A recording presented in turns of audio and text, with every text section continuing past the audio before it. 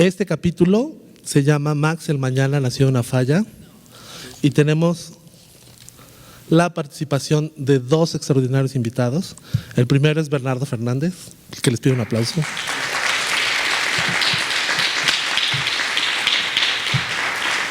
Y nuestra querida Ofelia Pastrana. Les voy a leer brevemente el currículum de cada uno. Bernardo Fernández, también conocido como BEF, es un escritor, historietista y diseñador gráfico mexicano. Destacado en las 3 disciplinas, se le conoce sobre todo como autor de la novela policíaca Tiempo de Alacranes. Ganadora del premio Novela Policíaca, una vuelta de tuerca en México y el premio Memorial Silverio Cañadas de la Semana Negra de Gijón. Es uno de los más reconocidos escritores de ciencia ficción en México. Fue coeditor del fanzine Sub de aparición esporádica y es cofundador de la editorial Pellejo Molleja. Ofelia es física, economista y sobre todo colombiana, mexicana ya eres también, conocida por su cambio de género, a pesar de ser miembro de una familia representante del Partido Conservador, etc. Ofelia es, según Business Insider, la mujer 69 a nivel mundial con más influencia en el Twitter. Es speaker en TEDx y ha sido imagen de Campus Party y al Día Digital por 4 años. También Ofelia ha hablado en W Radio, ha sido nominada como MVP Microsoft Technology, etcétera. Bueno, tenía una cosa aquí mucho mejor. Bueno, realmente Ofelia hace muchas cosas. Bueno, los dejo con Bernardo Fernández primero. La dinámica es la siguiente: habla Bernardo, va a hablar Ofelia, posteriormente va a haber un debate entre ellos y abriremos a preguntas del público, a ver qué se les ocurre, a ver qué pensaron y a ver qué nos dan nuestros invitados. Bienvenidos al Simposio Internacional de Teoría sobre Glitch y Singularidad. Muchas gracias, Leo. Bueno, pues muchas gracias por la invitación. Estoy muy contento de estar aquí, de compartir mesa con Ofelia. Traigo un texto sobre algo que me interesa mucho, que es teoría de ciencia ficción. Yo no soy proclive a las certezas. Lo que traigo son preguntas y está estructurado y el título lo dice, son 12 evocaciones sobre entidades posthumanas, inteligencias artificiales y la singularidad, o cómo dejé de preocuparme y aprendí a amar los apagones. Y bueno, pues espero que ser muy claro y que no perderme en mi delirio. Y bueno, entonces dice: Paul Virilio, que es este señor, señala que la auténtica tensión detrás de la Segunda Guerra Mundial fue aquella entre la carne y la máquina, el eje combatiendo por la purificación racial a través de las bombas bacteriológicas y la exterminación, enfrentado a los aliados que triunfan finalmente lanzando una bomba atómica, máquina contra carne. Y entonces, al mismo tiempo, en su novela Schismatrix, Bruce Sterling, que es el ideólogo del movimiento cyberpunk, divide a la humanidad dispersa por todo el espacio en un futuro remoto en shapers o formadores y mecanicistas. Los primeros modifican su cuerpo a nivel genético a través de la tecnología de intervenciones orgánicas, y los segundos utilizan prótesis robóticas y neuroredes digitales. Carne contra máquina de nuevo en una eterna guerra sideral. Bueno, 2. Ray Kurzweil ha predicho el advenimiento de la llamada singularidad. Seremos unos con nuestras computadoras convertidos en una gigantesca máquina de tamaño planetario cruzado por una red digital infinita. La humanidad como la conocemos desaparecerá para fundirse en un aleph electrónico donde tiempo y distancia se derretirán en un presente infinito. La eternidad es simultánea y la conciencia e inteligencia se atomizarán en un sistema emergente de cyborgs conectados por una red consciente. Para Kurzweil, el concepto de muerte biológica es anulado ante la posibilidad de digitalizar la personalidad de los seres humanos. Cyborgs, la nueva carne. Silicio y carbono entrelazados en una eterna doble hélice que se retuerce en forma de árbol fractal. Detrás de tal utopismo tecnológico es imposible no atisbar el horror del propio Kurzweil ante su fragilidad. 3. Dice Naif Yeya, que va a estar aquí mañana y que es mi gurú cyberpunk, que el hombre es el único ser en la historia del planeta que habrá de diseñar a su sucesor en un laboratorio. Es al menos para mí una sentencia bastante tenebrosa. Bueno, aquí viene el lugar común, pero ya Blade Runner del 82 de Ridley Scott alertaba hace casi 40 años sobre el inevitable conflicto entre humanos y posthumanos. Más inteligentes, poderosos y bellos que sus creadores, los replicantes de la corporación Tyrell están limitados por una obsolescencia programada que los limita a vivir apenas 4 años. Sabia precisión que no impide, sin embargo, al doctor Tyrell morir a manos de Roy Batty, su hijo pródigo, quien le revienta el cráneo entre las manos como quien truena una nuez. Blade Runner, desde luego, no es la primera voz de alarma respecto del riesgo de engendrar vida artificial en un laboratorio. No lo es tampoco Sueñan los androides con ovejas eléctricas, la novela de Philip K. Dick en la cual está basada la película. El mismo año que se publicó Sueñan los androides con ovejas eléctricas, Stanley Kubrick filma 2001, Odisea del espacio, a partir de un guión que trabajó con Arthur C. Clarke, autor británico de ciencia ficción que poco tiempo después haría la versión novelada de la película. Hay, creo, muy pocos monstruos tan siniestros en la historia del cine como HAL 9000, que está en la imagen, la computadora central de la nave tripulada por Bowman y Poole. 3 años antes, Frank Herbert en Dune planteaba imperios galácticos donde el desarrollo de las inteligencias artificiales estaba prohibido. O sea, la ley prohíbe para los Harkonian y los otros desarrollar inteligencias artificiales. Pequeño paréntesis, me obsesiona la definición lacaniana del perverso, incapaz de distinguir el bien y el mal, nociones ajenas a su mundo regular, o sea, Hannibal Lecter. Pero también es el superhombre nietzscheano y también es el Doctor Manhattan de Alan Moore. Ante sus ojos somos como insectos. Los insectos, dice el doctor Seth Brundle, mientras se está convirtiendo en uno, como Gregorio Samsa en La Mosca, carecen de política. Los insectos no tienen política, no tienen corrección, no tienen buenos modales. Tengan miedo, tengan mucho miedo. 5.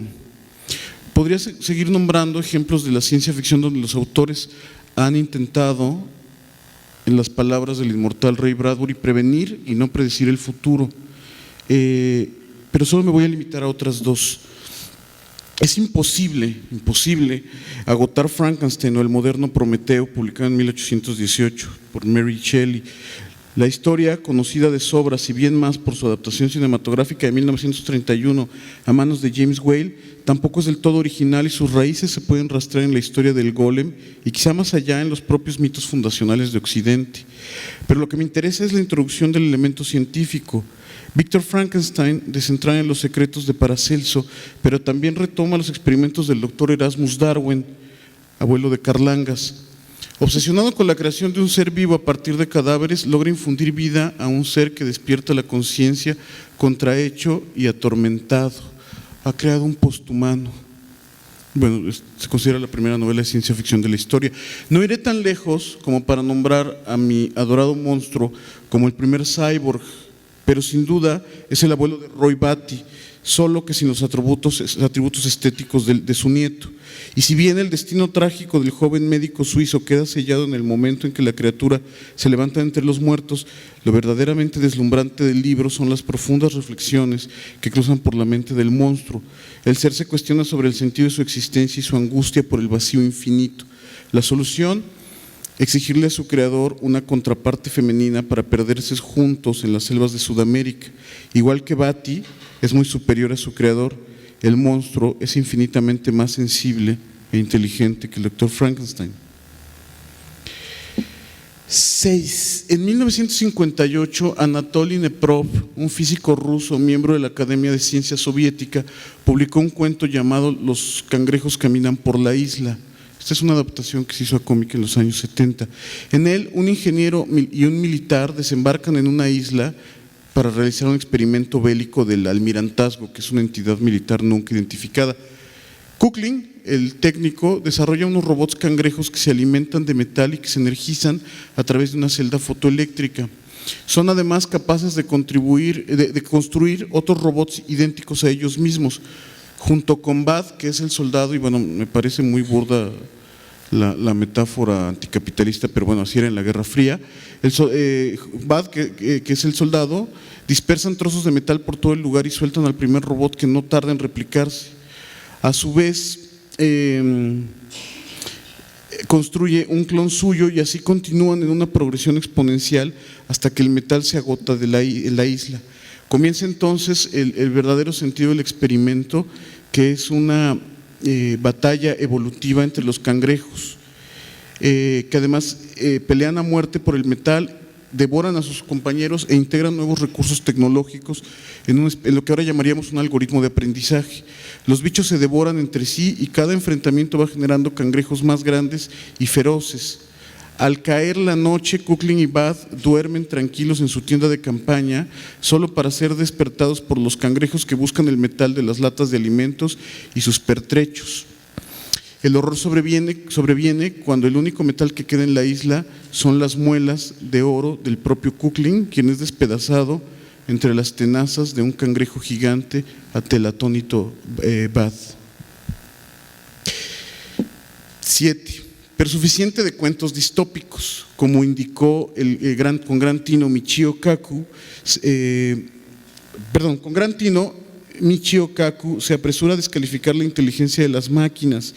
Señala que son incapaces de reconocer patrones y que la inducción de la más elemental lógica en un sistema digital requiere la programación de millones de líneas de código binario. Las inteligencias artificiales que se han venido anunciando como una realidad inminente desde los años 50, son sistemas altamente especializados de nulo criterio.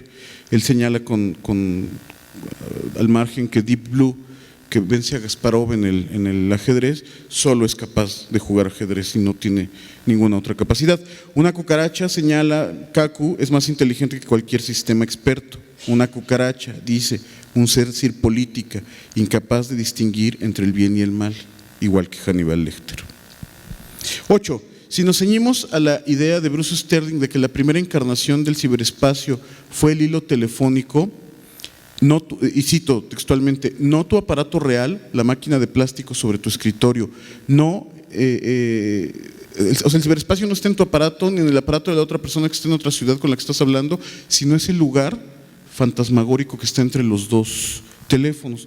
Entonces podríamos saltar a la conclusión silogista de que la singularidad y los posthumanos han estado aquí hace mucho más tiempo del que nosotros nos hemos dado cuenta. Sería entonces lindo pensar que Max Headroom fue la primera celebridad digital, la primera persona posthumana famosa. No obstante, se trataba de un actor, Matt Fruy, rigurosamente maquillado y metido en un traje de plástico con fondos que se dibujaban a mano, que en la edición final del programa, que se hacía todavía de manera análoga, simulaba los glitches y loops digitales de lo que en aquel tiempo se imaginaba como el ciberespacio. Estamos hablando de 1985 más o menos. Cabría pensar, sin embargo, que ese honor, el de la primera estrella mediática posthumana, antecede por varias décadas a este personaje. ¿Podría ser acaso el gato Félix, el gato Félix o Mickey Mouse, por ejemplo, o yendo aún más atrás, el autómata turco jugador de ajedrez que deslumbró a Edgar Allan Poe, o quizá las muñecas parlantes de Thomas Alva Edison? Lo ignoro, pero sé a cambio quién es la más importante celebridad posthumana, el híbrido entre shaper y mecanicista. Y bueno, a ver, quiero mostrarles un instante. ¿Dónde puedo ver mi video? Ahí está. Quiero que vean algo antes de que continuemos. Es muy fuerte. Si alguien es sensible del estómago, pues sálgase de la sala, porque es lo más horrible que he visto en los últimos meses. Y ahora elaboro.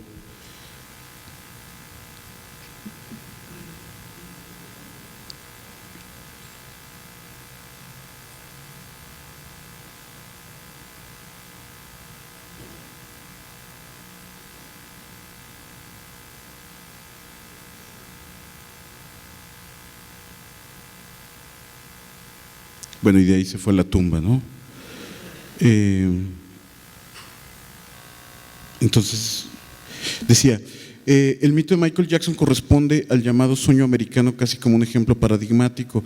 El niño afroamericano nacido en el seno de una familia numerosa de músicos que logra sobreponerse a la pobreza y el alcoholismo del padre a través del talento y sobre todo del trabajo duro. El joven Michael es un bailarín prodigioso y un showman nato. Desde su eterna niñez de Peter Pan conquista los corazones de sus fans por todo el planeta. Para 1983, su álbum Thriller, producido por Quincy Jones, ha vendido más que todas las grabaciones juntas de Herbert von Karajan dirigiendo las sinfonías de Beethoven. La canción que da título al disco es una oda a las películas de serie B de horror y de ciencia ficción. No hay escape de las fauces del alien, dice en uno de sus versos. Todos aman a Michael, excepto Michael. El talento propio de los afros ha encumbrado al joven cantante, sin embargo, nada odia más que su aspecto. El cabello crespo, la nariz ancha, los labios gruesos. Bombardeado desde bebé por imágenes publicitarias de gente blanca, Michael detesta su cuerpo, está atrapado en su propia carne. Ciencia médica bendita, existe la cirugía plástica. Empieza con una operación de nariz, o sea, no puede haber método más análogo que cortar con un cuchillo. Se somete a engorrosos alaciamientos de pelo, sigue con los labios. Pronto no queda mucho de su rostro original, pero igual que con los cangrejos de Neprov, no es suficiente. Se eleva los pómulos, aún no basta. Los métodos mecanicistas no lo satisfacen. Un día Michael Jackson entra a un quirófano para franquear el punto de no regreso. En América, si tienes el dinero, puedes comprarte hasta tetas, hace decir John Barley a una migrante vietnamita en su cuento Pulse Enter. En los Estados Unidos se puede comprar todo, hasta una tez blanca. Ante la mirada atónita del mundo, Michael Jackson se convierte en el primer cantante shaper de la historia. Intenta inhibir la producción de melamina de su epidermis. Si pudiera pagar para reprogramarse genéticamente en un niño sueco, lo haría. El mundo asiste a su lento ocaso. Michael Jackson, la más importante estrella pop posthumana, muere de tristeza frente a millones de fans que fueron capaces de amarlo mientras seguía un proceso inverso a la criatura de Frankenstein, donde el monstruo buscaba convertirse en un ser humano. Michael se transforma en un monstruo. Y nada más por chingar, esta es la primera celebridad mecanicista del mundo. El amor, ese intangible por el que Jackson se sometió a su lento suicidio y por el que el monstruo de Frankenstein destruye a su creador, ese bien elusivo, está ahora en manos posthumanas o en tenazas o en algo. Hoy en día los algoritmos de aplicaciones que antes eran conocidas como programas o software, como Tinder, deciden qué pareja corresponde a cada uno de sus usuarios. El programa recibe información, la procesa y genera una propuesta. Con base en la interacción del usuario, retroalimenta su algoritmo y mejora sus propuestas. Algo similar a las sugerencias de páginas como Amazon o Spotify, que a veces a mí me aterra lo bien que me conoce Spotify. La máquina aprende a satisfacer al usuario con sorprendente precisión. El terrible ritual del ligue, que además es incluso una especie de graduación evolutiva, queda obsoleto ante la inmediatez del Tinder. Eres tímido, incapaz de hablarle a las chicas. Tinder encontrará a una que busque un muchacho sensible e introvertido como tú. ¿Estás harta de los machos alfa? Tinder tiene a ese muchacho detallista y delicado que andas buscando. Inevitable que en el mediano plazo varias de las parejas formadas desde los algoritmos de Tinder se conviertan en matrimonios y que muchos de estos se reproduzcan. Así, de manera que así como el futuro de mis padres estaba poblado por bebés de probeta, el mío está poblado por bebés de Tinder. 11, ya me perdí con los números, perdón. ¿Hay alguien allá afuera? Preguntaba angustiado Roger Waters con Pink Floyd. Hasta se checa de nuevo, pero nadie le contesta porque todos los mecanicistas observamos obsesionados las pantallas de nuestros teléfonos celulares. Todos somos mecanicistas.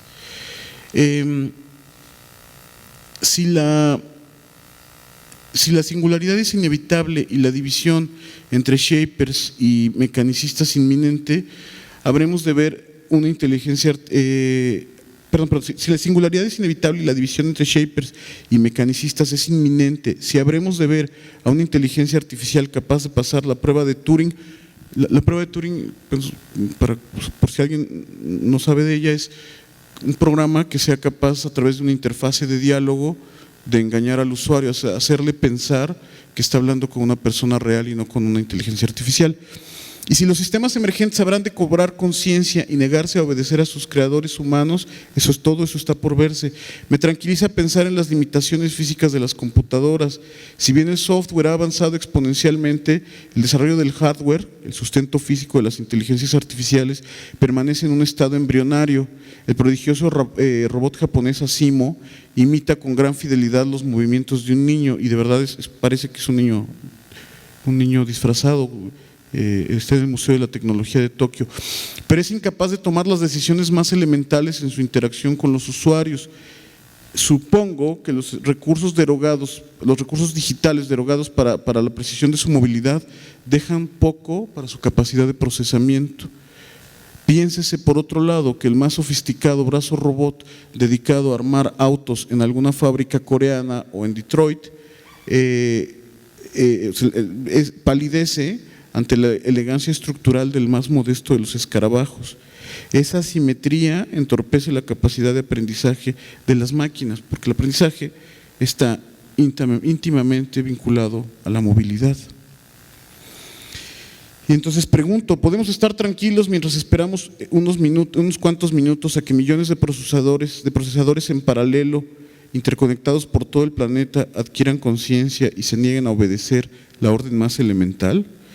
No tengo respuesta, y mientras espero que aparezca la primera inteligencia artificial verdaderamente inteligente, me consuelo solazándome en la fragilidad de los sistemas digitales. Después de todo, basta un apagón para anularlos, lo cual, bien visto, es más angustiante que consolador. Muchas gracias.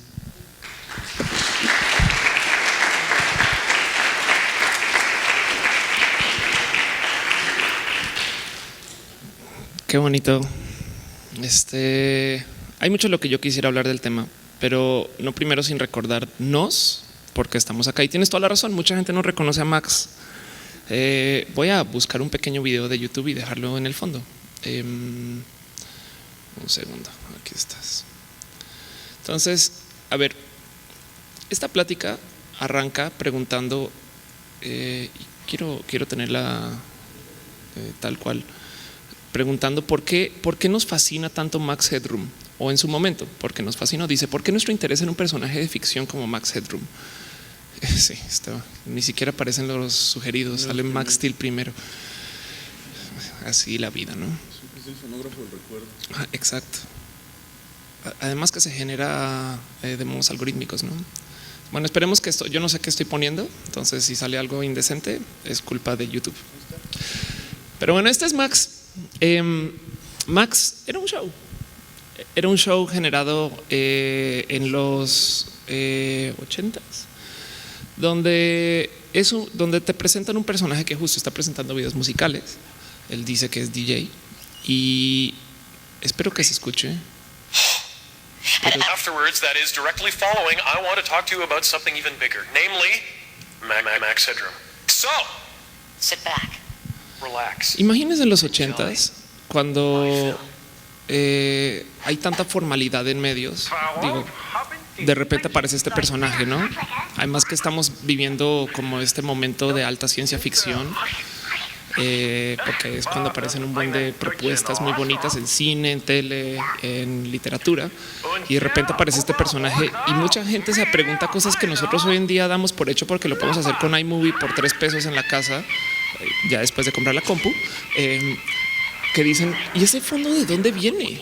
¿Cómo hace esos ruidos? Además, la propuesta de Max es de que no era un ser humano, ¿no? Es una compu supuestamente generando esto. La verdad es que sí hay un actor, pero mucha gente se comió el cuento de wow, o sea, ¿cómo?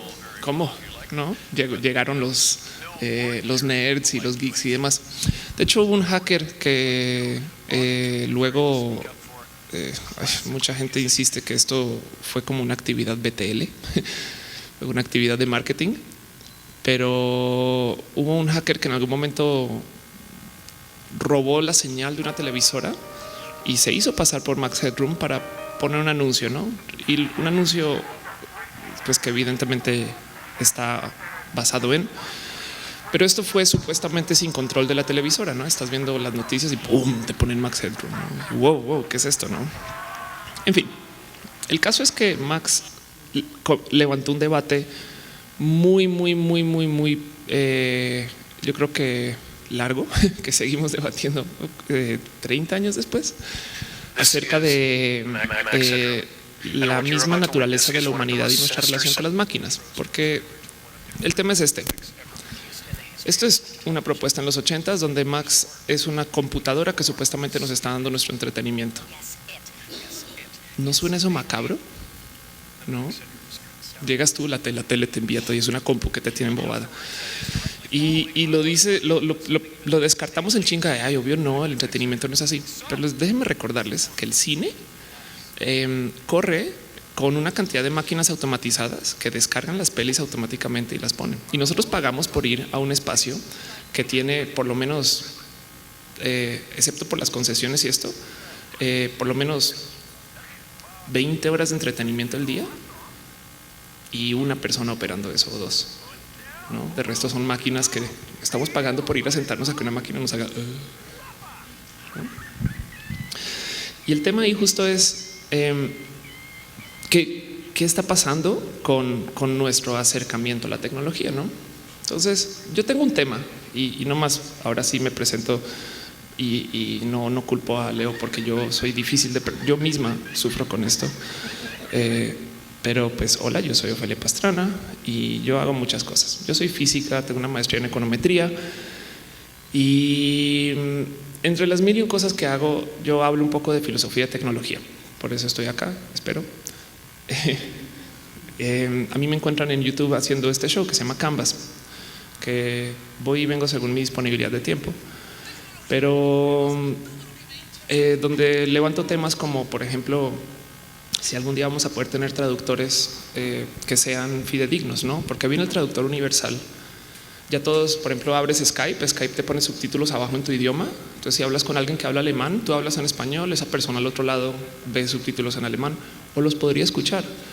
Pero el problema es que ni siquiera nosotros tenemos una buena definición de lo que es el español, ¿no? Lo que es cañón en México, en Colombia no, por no decir otras palabras. Y por consecuencia, los verdaderos traductores universales tendrían que saber de mucho contexto. Hay una propuesta muy bonita acerca del tema que se hace en Star Trek, pero pues es otro caso y es acerca de cómo nuestro mismo conocimiento deriva del contexto de nuestras experiencias y sobre eso nosotros formamos el lenguaje para comunicar. Y en eso, yo en Canvas lo he preguntado 1,000,000 veces. ¿Qué es la inteligencia artificial? No, porque la propuesta o la pregunta de Max Headroom es una computadora nos está dando nuestros métodos de embobarnos y te queda la duda de pero bueno, esa computadora la programó alguien, pero si es inteligencia artificial aprendió a embobarnos, ¿no? De ella sola. Hay un caso muy bonito donde Google construyó una inteligencia artificial para que aprenda a base de todo lo que hay en YouTube y acabó viendo videos de gatitos. Pues bueno, eso es lo que enseña YouTube, ¿no? Y el problema con el concepto y la definición de inteligencia artificial es que solamente le vamos a dar su respeto de inteligente si no sabemos cómo se genera. Porque el tema es, ¿qué tal si yo les digo que ya hay inteligencias artificiales en el mundo que son capaces de, uno, hacer cualquier labor humana? 2, existen en todo el globo terráqueo. 3, la tecnología se viene refinando hace varios años, décadas, quizás milenios, pero además que tienen capacidad de crear otras inteligencias artificiales. Si nosotros definimos como artificial el construir un edificio y como natural el que una hormiga construye el hormiguero, que es el ejemplo estándar, tenemos un problema, ¿no? Porque nuestro mismo cuerpo es una máquina de creación de inteligencias— con ayuda de otro quizás, no siempre, Pero el proceso de reproducción crea seres que esperamos mantengan inteligencia, que tienen un concepto de otredad diferente al nuestro.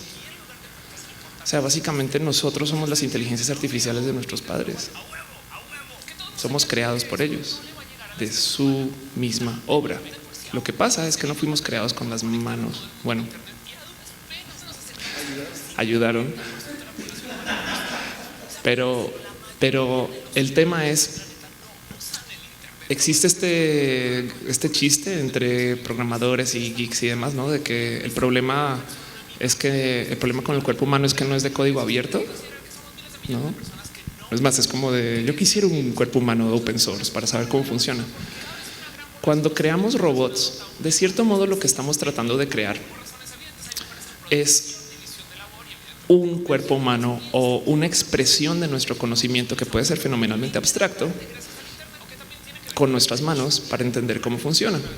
Entonces vuelvo a la definición de qué es una inteligencia artificial.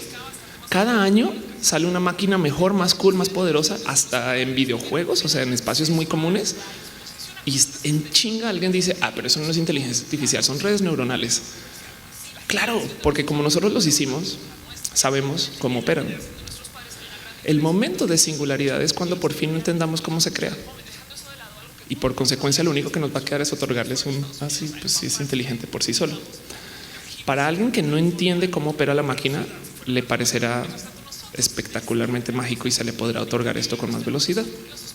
Porque de cierto modo, si nosotros entendiéramos cómo funciona el cerebro a cabalidad, es muy posible que seamos determinísticos y dejemos de ser inteligentes. Claro, es que como sucede en psicología, no estás triste. Lo que pasa es que estás decepcionado porque te sucedió esto con tu padre y tal y demás. O sea, no es tu culpa. Así eres. Y eso es lo que pasa con la definición de la inteligencia artificial, que la tenemos en las manos, pero como sabemos cómo está pensando, en últimas podemos descartar y decimos, pues no, la verdad es que no es tan ciencia ficción como lo creemos.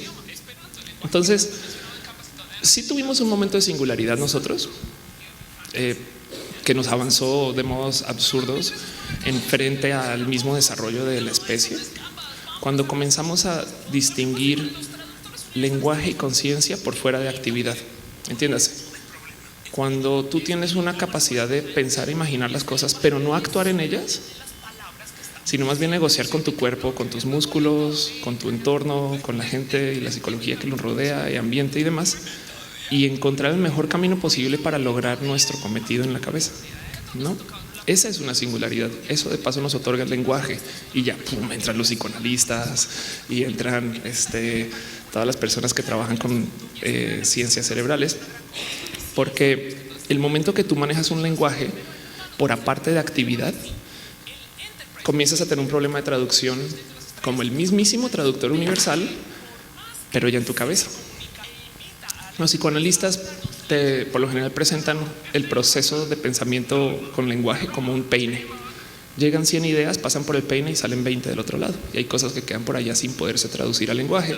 Y por consecuencia no les podemos dar una ideación, no nos podemos dar un peso y nos queda muy difícil otorgarle existencia.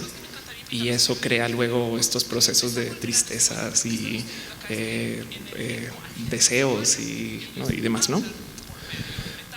Pero entonces en que nosotros tenemos esta capacidad de pensar y actuar en diferente, ¿qué es lo que nos da miedo de la inteligencia artificial? Que me divierte mucho que Stephen Hawking sale a decir, ténganle cuidado a los robots, porque él es una persona transhumana pseudo robótica. A lo mejor algo sabe. Ya le dijeron por dónde van los planes. Pero de las cosas que yo me he sentado a pensar acerca del qué quiere la tecnología es por qué le tememos tanto a que exista una inteligencia artificial, pero queremos procrear tanto de paso, ¿no?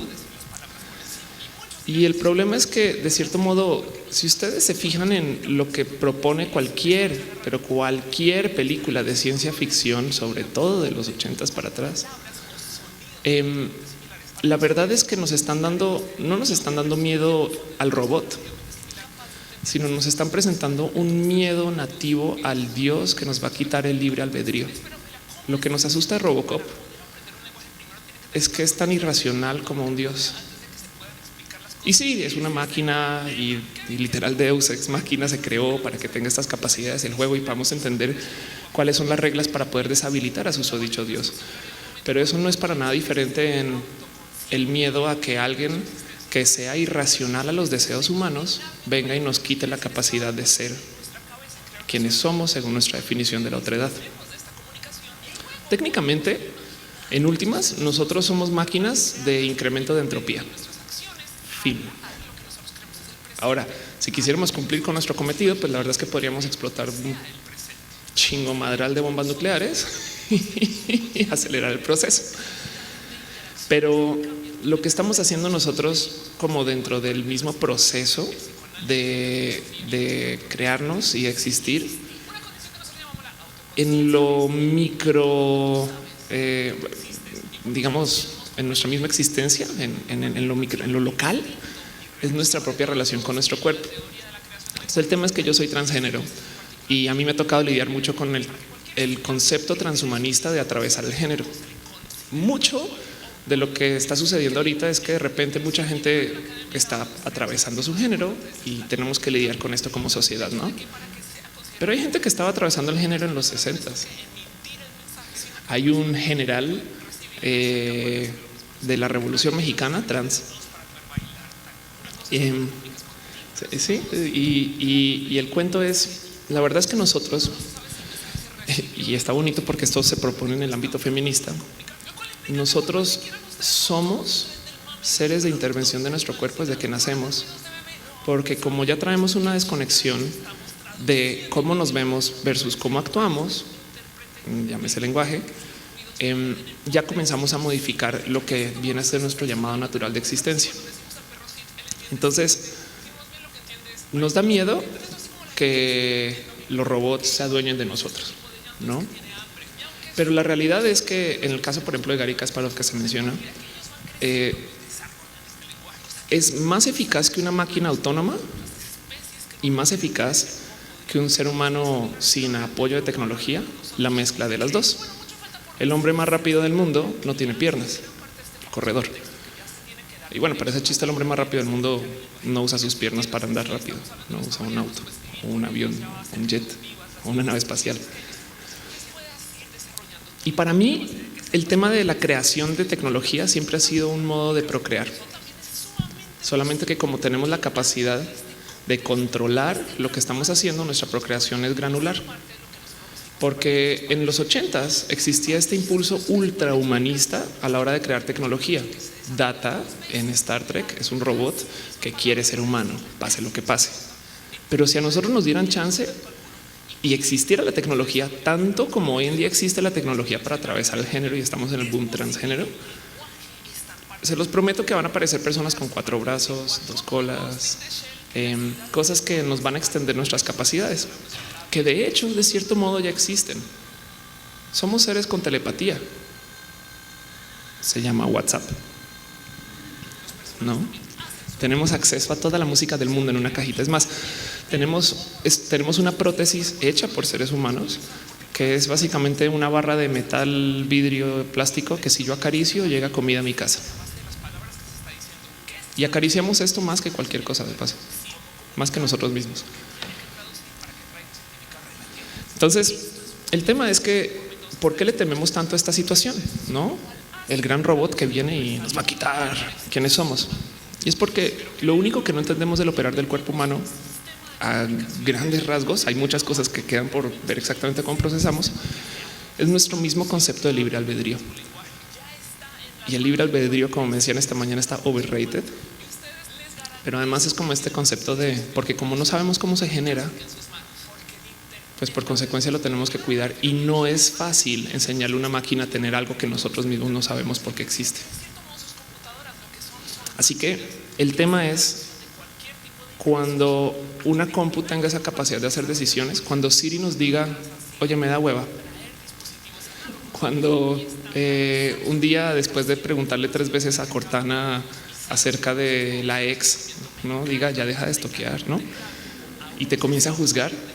Ese es el día de la singularidad tecnológica computacional.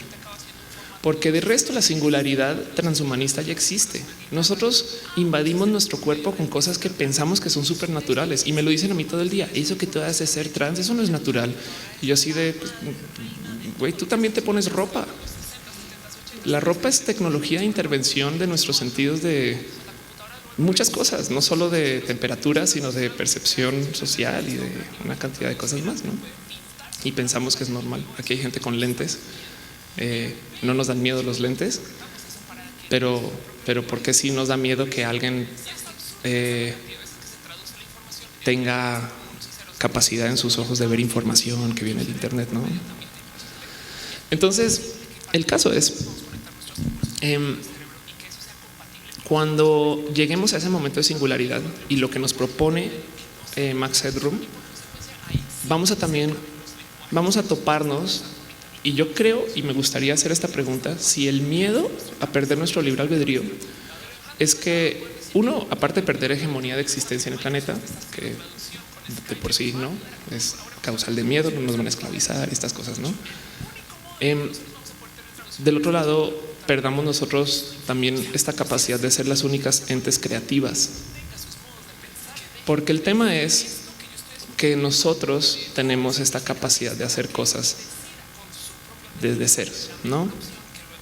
Y muchos psicoanalistas me han dicho, he tenido chance de hablar de ellos con el tema de inteligencia artificial y me dicen, pues es que se supone que el ser humano es el único animal o el único ser capaz de tener esta diferencia entre ser, deseo, ego y existencia, ¿no? Pero porque tiene lenguaje. Pero yo creo que algunos de nosotros que hemos tenido mascotas a veces nos da ese pensar de ¿y si ellos también? ¿No? Así que me parece un poco humanocéntrico considerar que somos los únicos, o del otro lado que si algún día podamos tener comunicación útil con animales, en qué momento comenzamos a nosotros a debatir si hay que humanizarlos a ellos, ¿no? Darle derechos al caballo de existencia para que no sea esclavizado, posible. O del otro lado, si nos deshumanizamos nosotros. Y eso mismo pasa con el concepto de la máquina, porque se los juro que el día que nosotros podamos descargar nuestro conocimiento o hacer backup de nuestras experiencias, que de cierto modo hay muchas propuestas que ya casi que existen, ¿no? ¿Cuándo comenzamos a ser nosotros y cuándo comenzamos a ser la máquina? ¿Y qué importa si la máquina igual es creada por nosotros? Ahí les va otra. Nosotros creamos el estómago externo, alias la cocina, y muchos años después esa tecnología nos comienza a modificar el cuerpo. Tenemos caries y tenemos todo tipo de cosas que nuestros dientes, problemas que nuestros dientes no han podido asimilar por culpa de tener un estómago externo para producir todo esto que se supone que debería estar sucediendo acá adentro. Tenemos una cantidad de huesos vestigio, de hecho, de cosas que ya no hacemos porque tenemos la tecnología para no necesitar esos huesos. Entonces, la tecnología que consideran que es una forma de reproducción nuestra, también nos modifica a nosotros. ¿Y en eso qué somos?